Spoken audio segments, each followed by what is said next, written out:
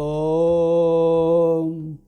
जननीं शारदां देवीं रामकृष्णं जगद्गुरुं पादपद्मे तयो श्रित्वा प्रणमामि मुहुर्मुहुः। कालिन्दे फुल्लकमले माधवेन क्रीडारत ब्रह्मानंद नमस्तुभ्यं सद्गुरु लोकनायक। आज स्वामी ब्रह्मानंद जी महाराजेर 160तम शुभ जन्मतिथि। स्वामी ब्रह्मानंद जी महाराज छिलेन श्रीरामकृष्णेर मानस पुत्र, श्रीरामकृष्णेर राखाल, शिशिर मायेरो राखाल और स्वामीजीर काछे राजा। ठाकुर श्रीरामकृष्ण बोलेছিলেন রাখাল একটা রাজ্য চালাতে পারে, জমিদার পুত্র তো সেই জন্য রাজা বলে ডাকতেন। আর সব তার গুরু ভাইদের কাছে, শ্রীরামকৃষ্ণের সব গৃহী শিষ্য এবং সন্ন্যাসীর কাছে তিনি মহারাজ নামে পরিচিত। তিনি তো স্বামী তাকে তো রামকৃষ্ণ মঠ মিশনের প্রথম প্রেসিডেন্ট করেছিলেন সেই 1897 সাল থেকে এবং তার মহাসমাধি পর্যন্ত 1922 সাল পর্যন্ত। এই দীর্ঘ সময় তিনি রামকৃষ্ণ সংঘকে স্বামীজির যে ভাব অনুযায়ী, আদর্শ অনুযায়ী, শ্রীরামকৃষ্ণের আদর্শ অনুযায়ী, ভাব অনুযায়ী তিনি এই রামকৃষ্ণ সংঘকে সুপরিচালিত করেছেন।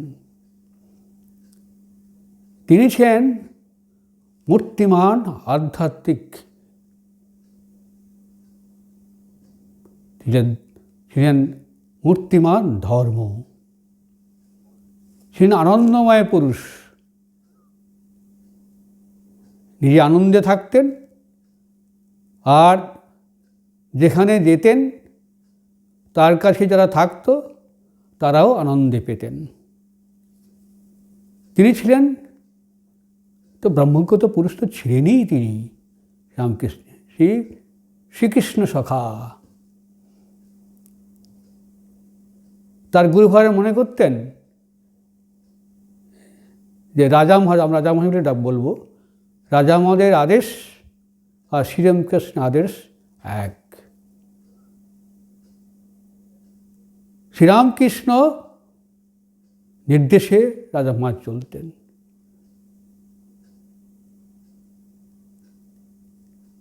এইভাবে তিনি শ্রীরামকৃষ্ণ সংঘকে পরিচালিত করেছেন। তার বিশাল চরিত্র, মহান চরিত্র, সেই চরিত্রের গভীরে প্রবেশ করা আমাদের সাধ্যাতীত, বলাও যায় না। এত তিনি আকাশের মতো বিশাল, সাগরের মতো তিনি বিশাল। তবুও তার শুভ জন্মতিথিতে আমরা মাত্র তার জীবনে কয়েকটি ঘটনা আমরা বলবো, যে ঘটনাগুলো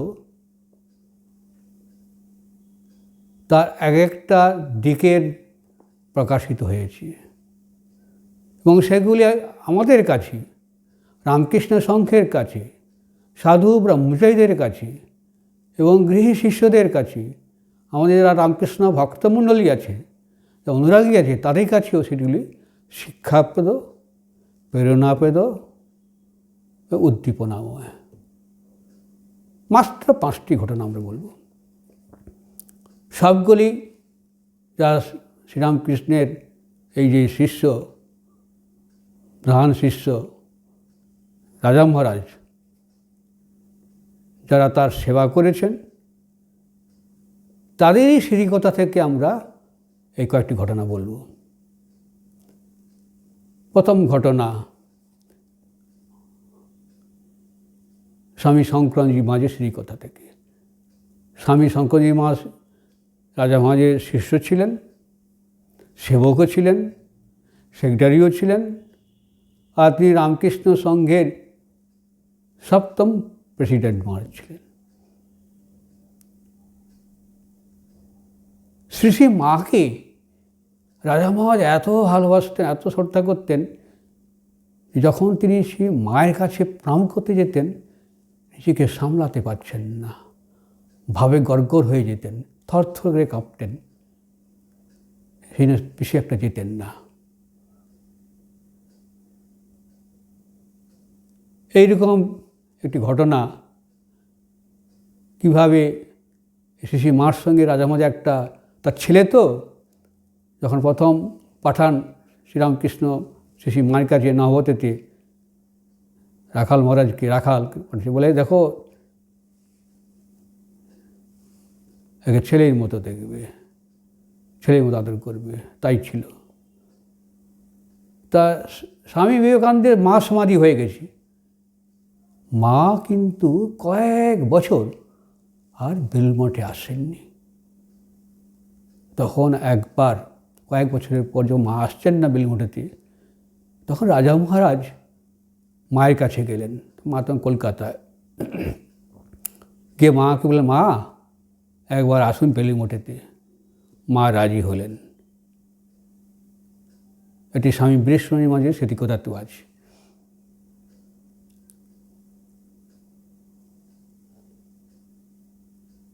তা মা এলেন।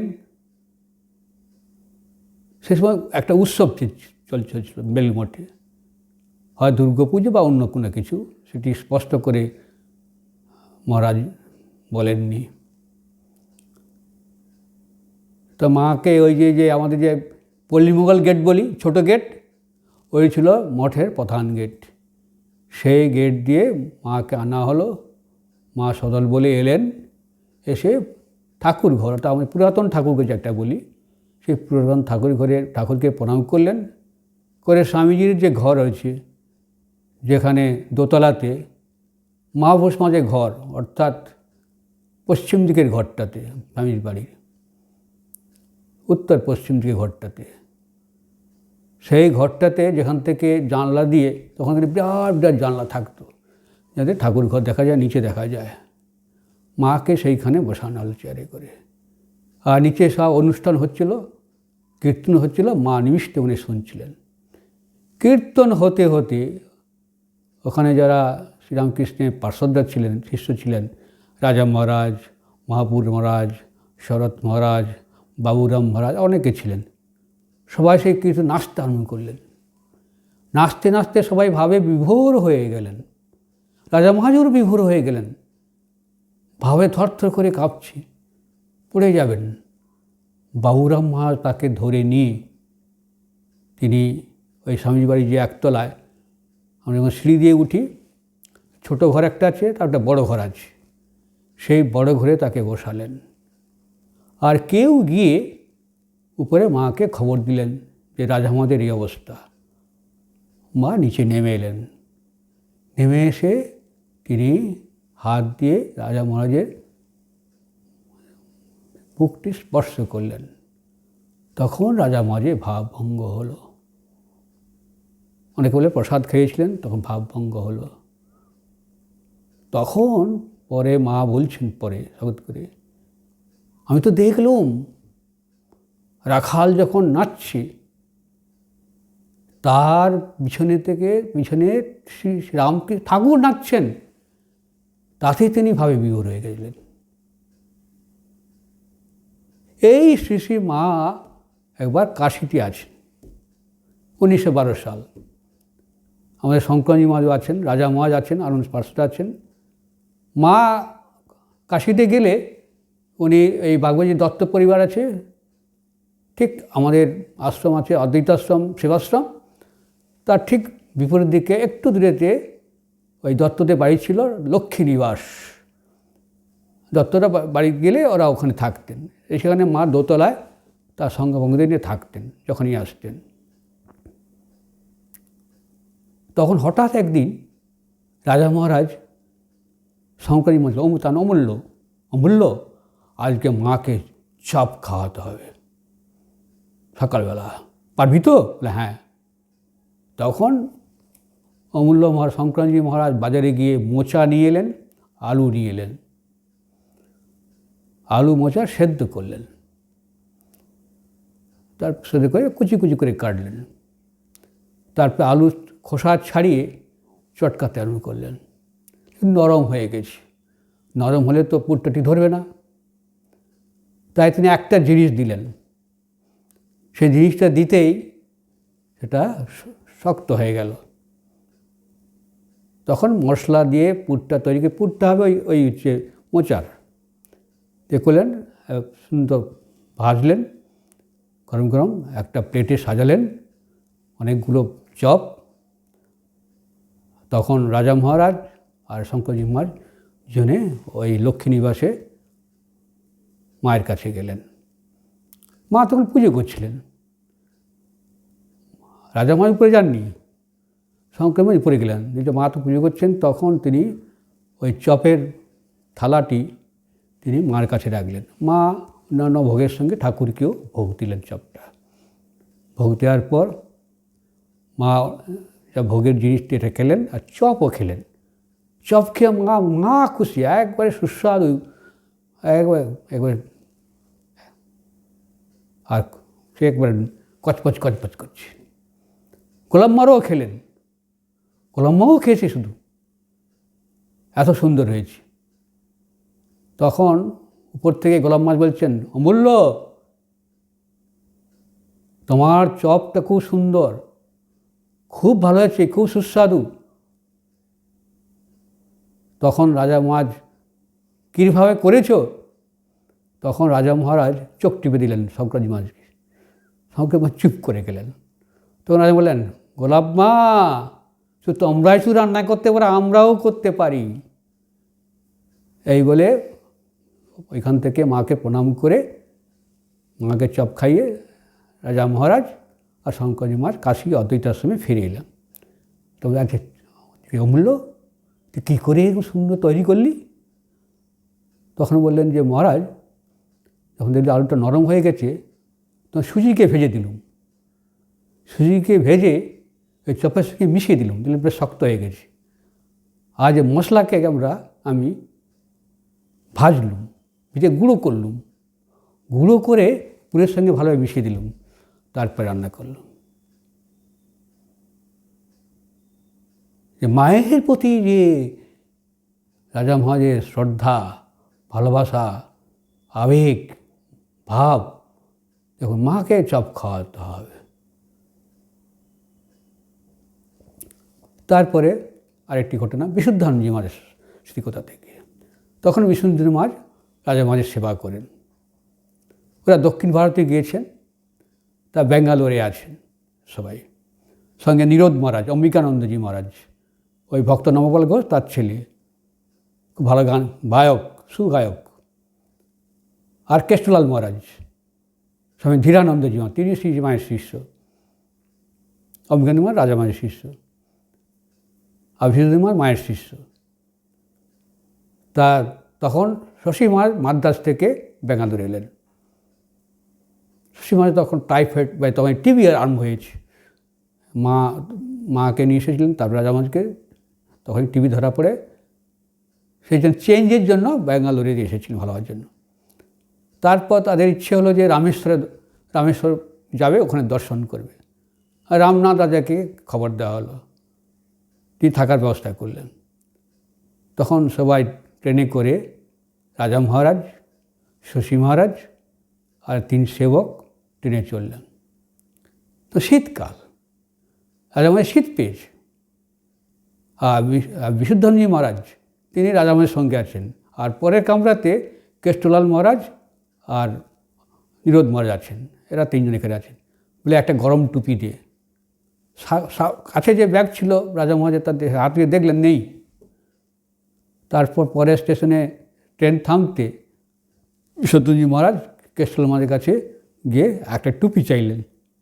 কেষ্টলাল মহারাজ রাজা মহারাজের যে ব্যাগ ছিল, ব্যাগের চাবি হারিয়ে ফেলেছে। তখন ফিরে এলেন, তিনি খুব বকলেন বিশুদ্ধি মহারাজকে রাজা মহারাজ। তারপর এক জায়গায় ট্রেন চেঞ্জ করতে হয়, বদল করতে হয়। তখন ওরা 3 সেবক সমস্ত রাজা মহারাজ শশী মহারাজের জিনিসপত্র নিয়ে এক জায়গায় স্টেশনে প্ল্যাটফর্মে রেখেছে। রেখে দিয়ে একটু দূরে গল্প করছে, আর সাধু দেখে সব অনেক লোক জড়ো হয়ে গেছে। তখন একজন লোকটি বলে, দেখুন এখানে খুব চোরের আড্ডা, যেখানে সময় চুরি করতে পারে। এই কানে এই কথাটা রাজা মহারাজ বেঞ্চে বসেছিলেন, তার কানে গেল। তখন খুব ওদের বললেন, তোরা সব কী আম্মক জিনিসপত্র ফেলে দিয়ে গল্প করছিস, চুরি হয়ে যাবে। তারপর তোর ট্রেনে, তারপর তার ট্রেন আসার আগে এরা সমস্ত রাজা মহারাজ শশী মহারাজ একটু খেয়ে টেয়ে নিলেন।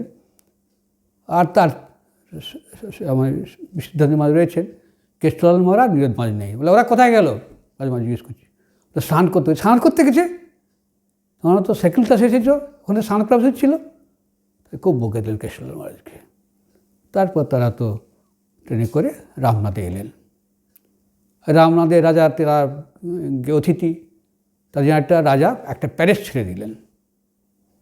প্যালেস ছেড়ে দিয়ে তারপর সব সেবকরা সমস্ত জিনিসপত্র নিয়ে যেখানে রাজা আমাদের ঘর শশী মহারাজ রাখতে গেছেন। আর 2 ভাই মানে শশী মহারাজ আর রাজা মহারাজ দুজনে ওই এসেই সঙ্গে সঙ্গে রামেশ্বর মন্দিরে চলে গেলেন। ওদের বলে তোরা আসবি আয়। তারপরে ওরা গিয়েছেন, ওরা ওখানে মন্দিরটার দর্শন করে সব ভাবে বিভোর হয়ে আছেন দুজনে। কিন্তু এরা আসছে না, সেবকরা আসছে না। তখন 2 ঘন্টার পর সেবকরা এলো। তখন রাজা মহারাজ, কোথায় কী করছিলি তোরা? না, আপনার জিনিসপত্র আমরা গুছাচ্ছিলাম। বলে বোকা কোথাকার, ধুলো পায়ে দেব দর্শন করতে হয় প্রথম, তারপর জিনিসপত্র। খুব বললেন, এই যে ধুলো পায়ে দেব দর্শন করা, এইটি আমাদের শিক্ষা। আমরা অনেকে করি সব জিনিসপত্র ঘেটে ঘেটে তারপর করতে, তা নয়। আগে দেবতা যেখানে যাচ্ছি, যে মন্দির যাচ্ছি তাকে আগে দর্শন, তারপর অন্য কিছু। এই বলে ফিরে এসে তখন রাজা মহারাজ কেষ্টলাল মহারাজকে খুব বকলেন। এই একটা ঘটনা দেখুন। তারপর আরও ঘটনা, আর কি, তা একদিন পরের দিন রাজা মহারাজকে পাওয়া যাচ্ছে না। তখন শশী মহারাজ চিন্তায় পড়ে গেছে, সেবকরা চিন্তা পড়েছে, কিন্তু একা কখনো যান না। তখন শশী মহারাজ বলে, নিশ্চয়ই রাজা ওই রামেশ্বর মন্দিরে গেছেন। তারপরে সবাই তখন রামেশ্বর মন্দিরে গেলেন। কে দেখলেন অপূর্ব কথা, অপূর্ব দৃশ্য। বিশুদ্ধ মহারাজ লিখছেন যে রাজা মহারাজ শিবের ভাবে মগ্ন, ভাবে বিভোর, একবার নিস্পন্দ হয়ে একবার বসে আছেন। তখন শশী মহারাজ যে ভাব হয়ে গেছে, আবার খুব ভিড় আছে, যাতে কারে কষ্ট না হয়, তিনি ইঙ্গিত করলেন। তিনি একদিকে বসে আগলে রাখলেন, যাতে না লোকেরা হুমড়ি খেয়ে তারপরে পড়ে। আর 3 সেবক ওরা খেয়ে বসলেন। রাজা মহারাজও ধ্যান করছেন। আর একটু পরেই শশী মহারাজ আর যে 3 সেবক ছিল, তাদের মনও ধ্যানে একবারে ডুবে গেল। মহাপুরুষের সঙ্গে কোথায় গেলে তারা যেভাবে থাকেন, সেই ভাবের সঙ্গে এরাও ভাবিত হয়ে গেলেন। এইভাবে 2 ঘন্টা কাটল। তাদের মনও একবারে শিবোধ্যানে। তারপর রাজা মহারাজ ভাঙ হলো। অতি সন্তর্পণে, অতি সাবধানে শশী মহারাজ একটা গাড়ি ডেকে রাজা মহারাজকে নিয়ে এই রামনাথ রাজার অতিথি ভবনে এলেন। তখন বিশুদ্ধ মহারাজ লিখছেন যে এই যে দুর্লভ দৃশ্য, এ চিন্তা করা যায় না যে তাদের সান্নিধ্যে এসে আমাদের মনও উচ্চ মার্গে উঠে গেল। এরকম যদি ওর উপর দৃশ্য পায়, তাদের বকুনি খেতে আমাদের কোনো লজ্জা নেই। আরও বেশি করে বকুনি খাবো, যাতে এই দৃশ্য দেখতে পারি। এই ধুলো পায়ে দেব দর্শন। আরেকটি ঘটনা রাজা মহারাজ জীবনের, সে হচ্ছে স্বামী রাজা মহারাজেরই শিষ্য এবং সেবক স্বামী নির্বাণানন্দজি মহারাজ, সত্যি মহারাজ বলে ডাকি আমরা। রাজা মহারাজ তখন বলরাম মন্দিরে রয়েছেন। বলরাম মন্দিরে গেলে ঠাকুর যে যে আমরা এখন ঠাকুর ঘরটি রয়েছে বলরাম মন্দিরে, ওইটার শ্রীরামকৃষ্ণ থাকতেন, রাজামা এলে রাজামা থাকতেন, মা স্বামীজি এলে স্বামী থাকতেন, যেই আসে সে ফাঁকা থাকলে থাকতো। মা এলে মা থাকতে ভিতরে অন্দরমহলে তার একটা ঘর ছিল রাজামাল। তা একদিন দুপুর হয়েছে, খাওয়া দাওয়ার পর রাজা মহারাজ তার ঘরে বিশ্রাম করতে গেছেন। আর নিরঞ্জন মহারাজ ওই বারান্দাতে একটা বেঞ্চ ছিল, বেঞ্চেতে বসে আছে। তারপর দেখলেন একটা অপরিচিত মেয়ে এসেছে, খুব উদ্বিগ্ন। তারপর সেই মেয়েটি এসে নির্বাণানন্দ মহারাজকে বলছেন, আমি মায়ের বাড়ি থেকে এসেছি, শরৎ মহারাজ পাঠিয়েছেন, আমি একটিবার মাত্র মহারাজকে প্রণাম করব। তখন নিরঞ্জন বলেন, না মহারাজ তো এখন বিশ্রাম করে কারোর সাথে দেখা করেন না, এখন তো হবে না। তখন খুব অনুনয় করলো মেয়েটি। উনি করতে বললেন যে একবার বলুন না। তখন নিরঞ্জন মহারাজ ভিতরে গিয়ে রাজা মহারাজকে বললেন, না বাপু এ বুড়ো বয়সে খাওয়ার পর আমি দেখা করতে পারবো না, ওকে বলে দাও 2 ঘন্টা পরে আসতে। ফিরে এসে নিরঞ্জন মহারাজ বললেন, সে তো আরও আরেকবার উদ্বিগ্ন হচ্ছে, কাঁদো ভাব। খুব অনুনয় করলেন আবার নিরঞ্জন মহারাজকে, বললেন যে শরৎ মহারাজ আমাকে পাঠিয়ে, শরৎ মহারাজ আগে বলেছেন তিনি শরৎ মহারাজ পাঠিয়েছেন, কিন্তু নিরঞ্জন মহারাজকে বলেননি, রাজা মহারাজকে বলেননি। তখন তিনি আবার মেয়েটির এইসব ভাব দেখে, কান্না দেখে নিরঞ্জন মহারাজ রাজা মহারাজকে বললেন, মহারাজ শরৎ মহারাজ পাঠিয়েছেন। তো শরৎ মহারাজ পাঠিয়ে নাম শুনতে রাজা মহারাজ না করলেন, বলে ওকে পাঠিয়ে দাও ঘরে। তার দৃশ্যটা দেখুন, মেয়েটির ঘরে ঢুকলো, ঢুকে রাজা মহারাজের পায়ে প্রণাম করছে আর অঝোর ধরে কাঁদছে, কান্না আর থামে না। তার এই কান্না দেখে রাজা মহারাজ স্তম্ভিত। তারপর সেই মেয়েটি হঠাৎ দেখলো রাজা মহারাজের ঘরে একটা শ্রীরামকৃষ্ণের ছবি আছে। ওই তো উনিই তো আমাকে বলে পাঠালেন যে বাগবাজারে আমার ছেলে রাখাল আছে, তুই তার কাছে যা, তোর দুঃখ সব ঘুচে যাবে। তখন রাজা মহারাজ চমকলেন, কী ব্যাপার বলো তো, কী হয়েছিল তোমার? তখন সেই মেয়েটি নিজের কাহিনী বলতে আরম্ভ করলো। 12 বছর বয়সে তার বিয়ে হয়, বহরমপুরে তার শ্বশুরবাড়ি। আর মেয়েটি কলকাতার মেয়ে, টালিগঞ্জে থাকে। তা বিয়ে হওয়ার কিছুকাল পরে তার স্বামী মারা যায়।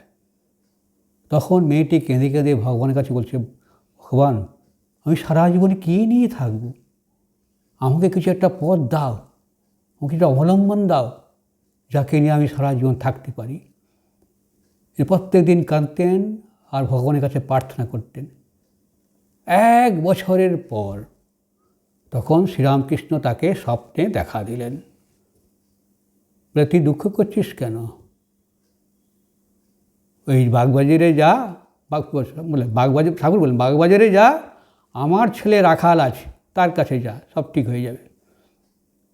তখন বললে, বাগবাজারের কোথায় রাখাল কে আছে, তো কিছুই জানি না। আর তখনকার সাথে কনজারভেটিভ তো, তারা তো এইসব করে না। তখন উপায় ভেবে শ্বশুর বাড়িতে অনুমতি নিয়ে সে মার কাছে এলো টালিগঞ্জেতে। তার মা কিন্তু আমাদের শ্রীরামকৃষ্ণের কথা জানতেন, বাগবাজারের কথা জানতেন। তখন তার মা সব শুনে তিনি তার ছেলেকে দিয়ে, তার ভাই বোন বাগবাজারে এলেন। খুঁজতে খুঁজতে খুঁজতে মায়ের বাড়িতে উঠলেন। মায়ের বাড়িতে উঠে শরৎ মার সঙ্গে দেখা হলো।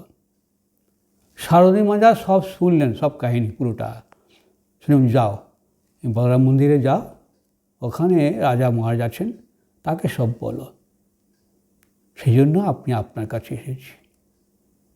তখন মহারাজ ভাবিতে ভাব হয়ে গেলেন।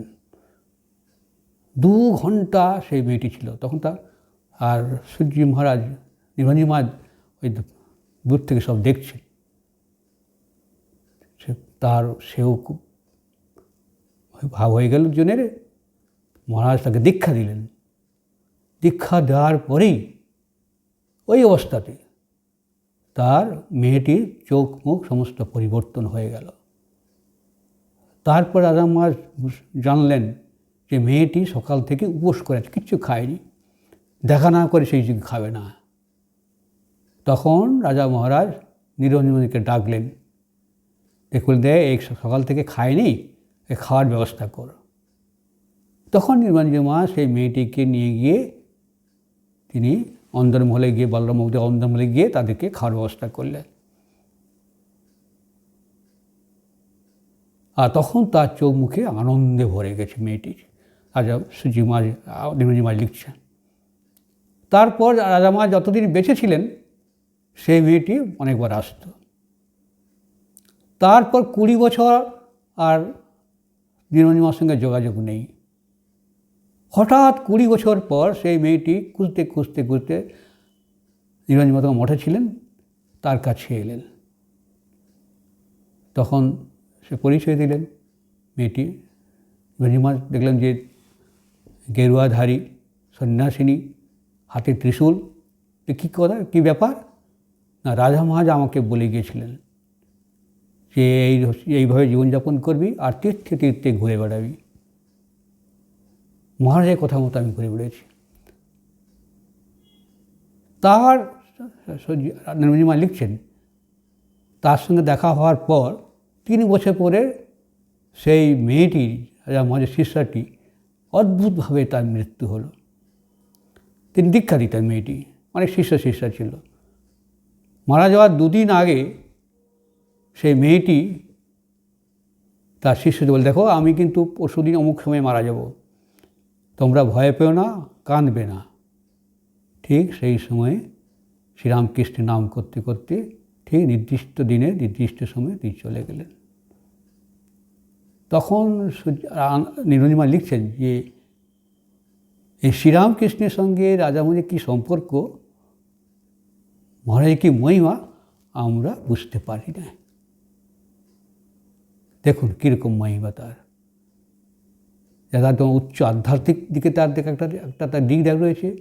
তিনি কি মানুষকে উদ্ধার করে, দেখুন কী হয়েছে। শ্রীরামকৃষ্ণ কী অলক্ষ্য থেকে কী কাজ করছেন, দেখুন এই ঘটনা। তার ছেলেকে দিয়ে সব করালেন। তারপরে স্বামী মুক্তেশ্বরানন্দজি মহারাজ, ডাকনাম ঈশ্বর মহারাজ, ইনিও রাজা আমাদের কিছুকাল সেবা করেছেন। তিনি 2টি ঘটনা অপূর্ব বলেছেন আমাদেরকে।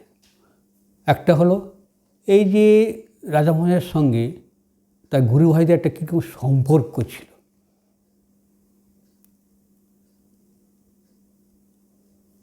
একবার শশী মহারাজ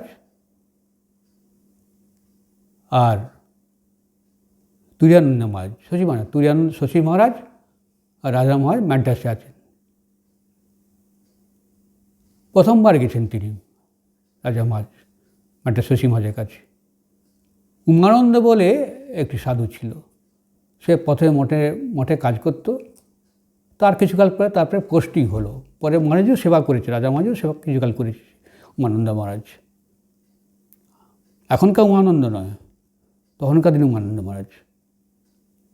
তা বাণরাজ্যে পোস্টিং হয়েছে, কিছুকাল পরে তার পক্স হলো, খুব সাংঘাতিক পক্স। তাকে শশী মহারাজ হাসপাতালে ভর্তি করে দিলেন। তারপর রোজ তিনি দেখতে যান শশী মহারাজ। ঠিক উমানন্দ মহারাজের মৃত্যুর 2-3 দিন আগে শশী মহারাজ বললেন, আমি মহারাজকে একবার দর্শন করব। তাকে গাড়ি থেকে না, তুমি গাড়ি করে আসবেন, আমি জানলা পেয়ে দূর থেকে তাকে করব। তখন শশী মহারাজ রাজা মহারাজকে বললেন যে দেখো তার অন্তিম সময়, তুমি একবার তাকে দেখা দাও। তখন রাজা বললেন, বলো কি শশী, আমি ওই সব হাসপাতালের বিভিন্ন লোকের মধ্যে আমাকে রোগ হবে না, অসুখ হবে না? এই রূপে শশী মহারাজ 2-3 বার তাকে অনুরোধ করলেন, কিন্তু রাজা মহারাজ রাজি হলেন না। তখন শশী মহারাজ কেঁদে কেঁদে রাজা মহারাজকে, রাজা তুমি কি নিষ্ঠুর, উমানন্দ একবার চোখে দেখা মৃত্যুর আগে চেয়েছিল, তুমি দেখা দিলে না। এই বলতেই রাজা মহারাজ একেবারে গম্ভীর হয়ে গেলেন। খানিকক্ষণ পেলেন, শশী, আমি কি তাকে দেখা দিইনি?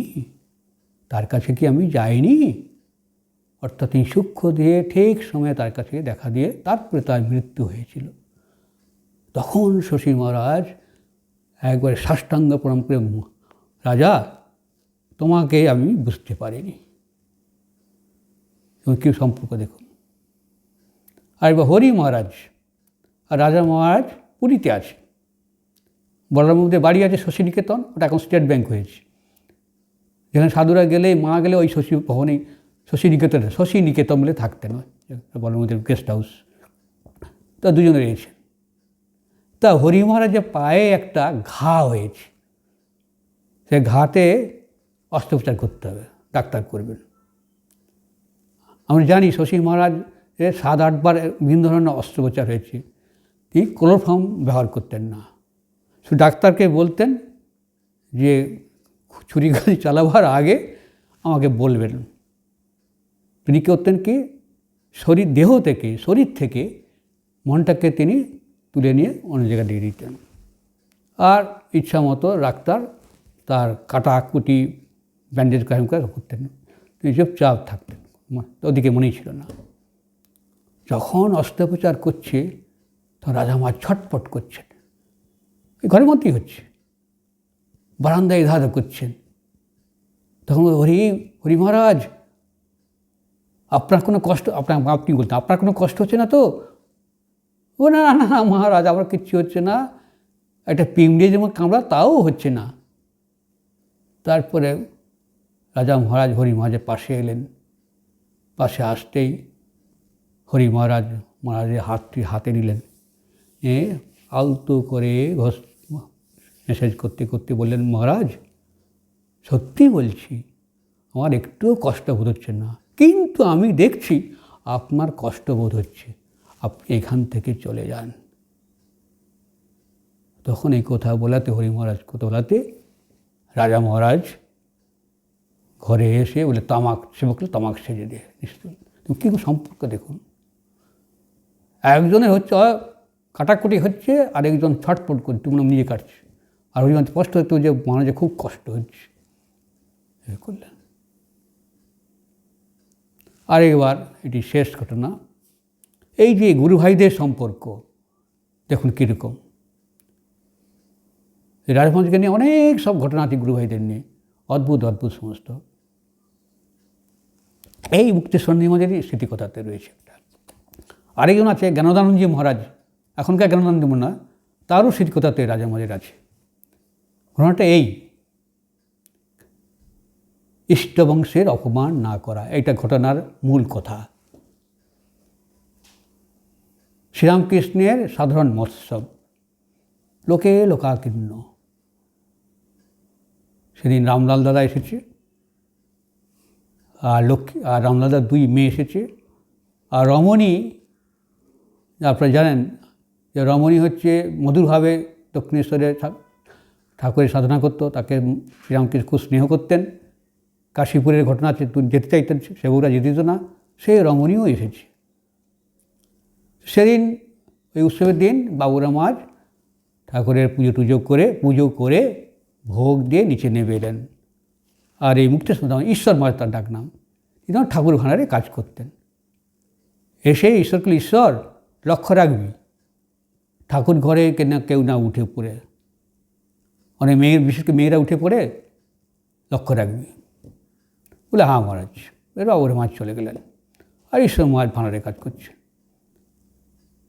তারপরে সুধাংশু বলে একটা ছেলে ছিল, সে কোনো কারণে উপরে গেছে, গিয়ে দেখে ঠাকুর ঘরের যে দক্ষিণ পশ্চিম বারান্দাটা রয়েছে, সে বারান্দাটাতে কয়েকজন মেয়ে প্রসাদ পাচ্ছে। আর আরেক ওই গ্রান্ধিমান স্মৃতিকথাতে আছে যে তিনি তখন দেখতে পেয়েছেন, তাদেরকে অনুরোধ করলেন যে এটা এই ঠাকুর ঘরে প্রসাদ পাওয়াটা আমাদের মঠের নিয়মের বিরুদ্ধে, আপনারা খাচ্ছেন কেন? তারা ক্যারেই করলো না। তখন ওই জ্ঞানানন্দ মহারাজ এসে ঈশ্বর মহারাজকে বলল, এসব দেখো উপরে কারা সব খাচ্ছে। এই সুধাংশু বলল কারা খাচ্ছে। তখন ঈশ্বর মাঝ উপরে গেলেন, দেখেন কয়েকজন মেয়ে খাচ্ছে, খুব রাগ হয়ে গেছে। তোমরা এখানে খাচ্ছ কেন? কে খেতে বলেছে? বলে তারা বললো যে একজন মেয়ে বললো, এক বিধবা মেয়ে ছোট ছিল, বললো আমরা খাচ্ছি, তাতে কী হয়েছে তোমার? বেশ করছি, তুমি কে? তখন ঈশ্বর মাঝ বলছেন যে তুমি জানো আমরা কে? মেয়েরা বলছে। ঈশ্বর বলছেন যে ভেদ জানি। খুব রাগের, খুব রাগ করে দিল। তো বলে আপনারা উঠে যান এখান থেকে। তখন সেই মেয়েটি যে বলছে বিধবা কম বয়সী মেয়েটি, খুব তারা করলো, তারা সঙ্গে সঙ্গে করলো কি আসনতে উঠে পড়লো, খাওয়া দাওয়া ছেড়ে দিল। ছেড়ে দিয়ে রাগতে উত্তেজিত হয়ে বলতো, তোমাকে দেখে নেবো আমি, তুই কী করো। এই বলে তারা চলে গেল। তো এই সময় ওগুলো সব পরিষ্কার করে করে নিচে এলো। তার যে ভাণ্ডারে কাজ করতে আরম্ভ করলো। বললাম খুব গর্ববোধ করলো যে আমি একটা বাবুর মাঝে কথা রাখতে পেরেছি। তা ওদিকে কীর্তন অনুষ্ঠানে কীর্তন হচ্ছে, কীর্তন সবাই জমে গেছে। 2 ঘন্টার পর একজন সন্ন্যাসী সাধু স্বামী উমানন্দ মাঝ, তিনি এসে ঈশ্বর মাঝ বলে, ঈশ্বর তোমাকে ডাকছে রাজা মাঝ। না একদিন পরে কাজে হাতটা সেরে যাইতো, না না এক্ষুনি যেতে হতো, তুমি জানো না তুমি কী করেছো? গেল, গিয়ে দেখে যে স্বামীজি ঘরটা আছে। আমরা সিঁড়ি দিয়ে উঠি, সিঁড়ি দিয়ে উঠার পর ভিতর থেকে সিঁড়ি দিয়ে উঠি, তার একটা ছোটো ঘর, তার বড় ঘর আছে, তার দক্ষিণ পশ্চিমে ঘর। সেইখানে রাজা মহারাজ বসে আছেন, মহাপ্রভু মহারাজ বসে আছেন, সারদী মহারাজ বসে আছেন, আর রামলালদা বসে আছেন। ঘরে ঢুকেই ঈশ্বর মাঝে মনে হলো যেন হিমালয়ের একটা গম্ভীর গুহায় ঢুকছে। সবাই চুপচাপ নির্বাক। তাকে দেখেই সারদী মাঝে কখনো রাগতে তাকে কেউ দেখেনি। তিনি ক্রুদ্ধস্বরে বলে উঠলেন, তুমি আমাদের মাথা কাটা গেছে। তখন মহাপ্রভু সায় দিলেন। তো রাজা মহারাজ বললেন, তুমি বড় অন্যায় করেছ, তুমি ইষ্ট বংশের অপমান করেছ। তখন রামলাল দাস ছিলেন, সঙ্গে বললেন, হ্যাঁ মহারাজ, কান থেকে দৌড়লে আমার মেয়েরা না খেয়ে চলে গেছে। তখন ঋষিমাজ জিনিসটা বুঝতে পারলেন। তারপর রাজা মহারাজ করলেন কি, তিনি ঋষিমাজকে নিয়ে উপরে নিয়ে গেলেন। এই ঘরে গিয়ে সংক্রান্তি মা ছিলেন, অমূল্য মার ছিলেন। অমূল্য সব প্রসাদগুলো চাঙ্গাড়িতে সাজিয়ে দেয়, আর ঈশ্বর এই দক্ষিণেশ্বরে ওদেরকে নিয়ে যাবে। তখন ঈশ্বর মাঝ বলে, রাজা মহারাজ দেখো এগুলো নিয়ে যাবে, নিয়ে গিয়ে লক্ষ্মীদিকে বলবে তোমার সব কথা, তাকে প্রণাম করে বলবে, আর এই 5 টাকা দিলাম তাকে প্রণামই দেবে। তারপরে আর যে মেয়েটিকে তুমি বকেছিলে তার কাছে ক্ষমা চাইবে। সে যদি ক্ষমা চায় তাহলে তাদের কাছ থেকে চিঠি লিখে নিয়ে আসবে, আর এই প্রসাদ দিচ্ছি তাদেরকে পাত পেতে বসিয়ে খাওয়াবে।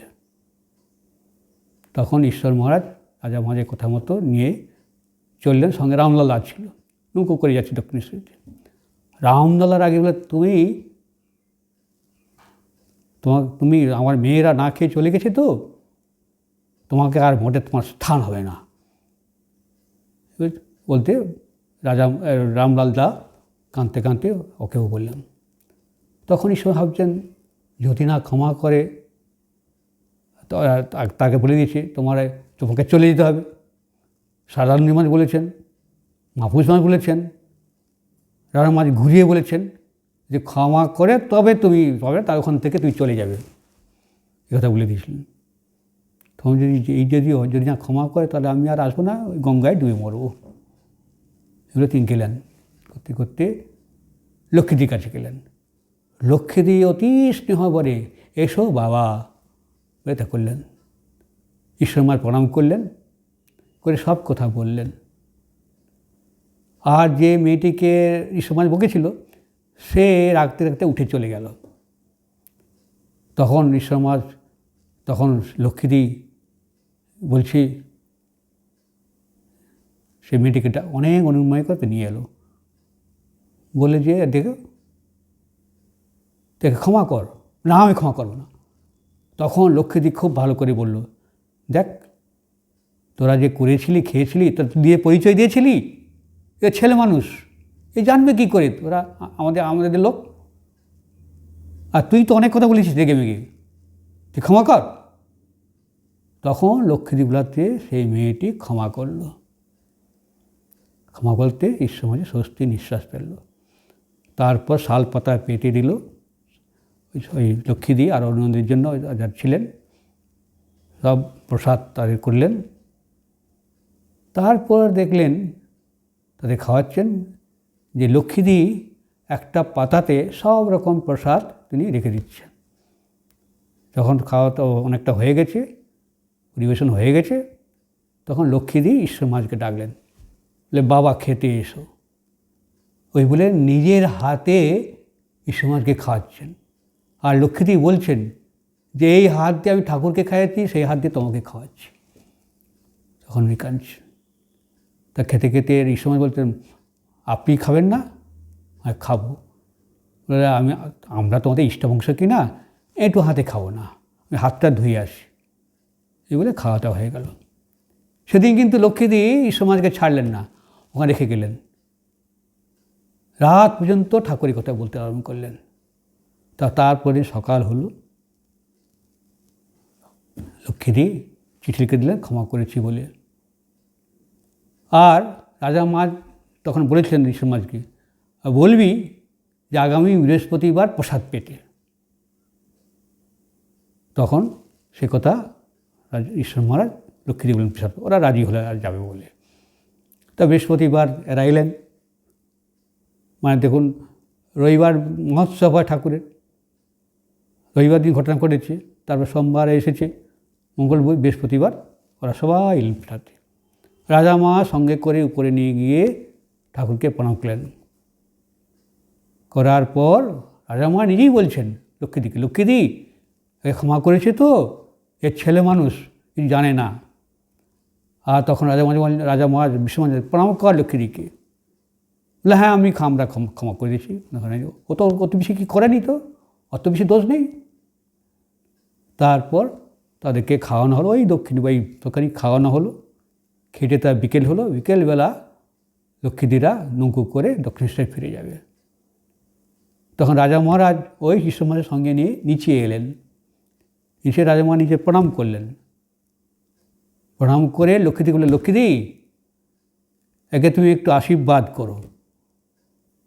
তখন লক্ষ্মীদি এই সমাজে মাথার হাতে তোমার ভক্তি হোক, তার চলে গেলেন। দেখুন, সেই যে ইষ্টবংশের অপমান কখনো করতে নেই আমাদেরকে, তা যেই হোক, যেইভাবে হোক। আমরা কিন্তু সেই ধারাটা এখনও বজায় রেখেছি। এই ঠাকুরের যা পুজো করতে, ঠাকুরের এবং ইষ্টবংশ, তাদের যথাসাধ্য আমরা সাহায্যকে যখন প্রয়োজন হয়েছে করেছি। তারাও আমাদেরকে সেরকমভাবে ভালোবাসেন। তাও দেখেছি আমি, মহারাজের সঙ্গে যেতাম, দক্ষিণেশ্বর মন্দিরে যেতাম, তারা মহারাজকে দিয়ে ঠাকুর স্পর্শ করাতেন, আরতি করাতেন, সব করতেন, তাও দেখেছি। সেই আমাদের ভক্তদের, সাধুদের সবাই ইষ্টবংশী অপমান কখনো করতে নেই। এই যে ঘটনাগুলো রাজা মহারাজের জীবনেতে আমাদের কাছে কত শিক্ষণীয়। তার এই মহৎ চরিত্রে, বিরাট চরিত্রে আমরা এক কোণা মাত্র আমরা অনুরণন করলাম। এই তার শুভ জন্মতিথিতে এই রামকৃষ্ণ মঠ জগদ্দান কাকুর কাছের থেকে এই সামান্য শ্রদ্ধার্ঘ্য তার শ্রীচরণে নিবেদিত হলো। ওম শান্তি শান্তি শান্তি। শ্রীরামকৃষ্ণের প্রণামস্তু।